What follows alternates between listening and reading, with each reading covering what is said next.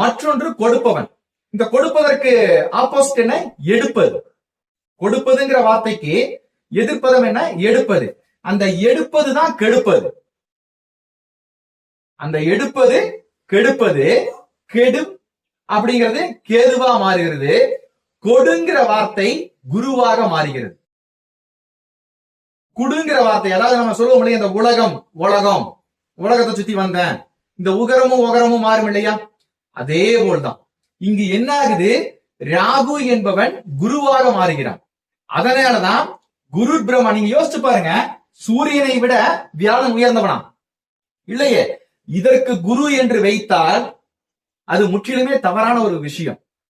சரிங்களா? 12 வருஷத்துக்கு ஒருக்கா சுத்துது, ஒரு முழு ராசி கட்டத்தையும் சுற்றி வர்றது இதனுடைய வேலை. ஆனால் சூரியனுடன் இருக்கிறதுலயே இங்க மிக பவர்ஃபுல்லான ஒரு கிரகம் எது? சூரியன். இந்த சூரியனை விட வியாழன் உயர்ந்தவன் அல்ல. நமக்கு யாரு நமக்கு பிடிக்கும்? கொடுப்பவனா ரொம்ப பிடிக்கும். கொடுப்பவனா ரொம்ப பிடிக்கும். அந்த கொடுப்பவன் என்ற வார்த்தை இங்க கொடு என்பது என்ன ஆகுது? இந்த நகரம் ருகரமாக மாறுது. நகரம் ருகரமாக மாறுது.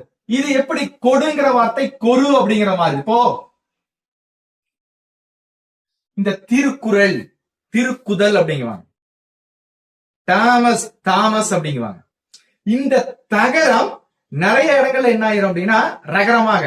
அதே போல்தான் இங்க என்ன ஆகுது? தகரம் தகரமாக மாறி தகரம் மறுபடியும் ரகரமாக மாறுகிறது. கொடுப்பவன் என்ற அடிப்படையில தான் குரு பிரம்மா, குரு விஷ்ணு, குரு தேவோ மகேஸ்வரக, குரு சாட்சாத் பரபிரம தஸ்மை ஸ்ரீ குருவே நமகன்னு சொல்லிட்டு குருவை முன்னிலைப்படுத்தினாங்க. ஏனெனில் நமக்கு ஒளியை வழங்கக்கூடிய ஒரு கிரகம் எதுனா இந்த குருதான்.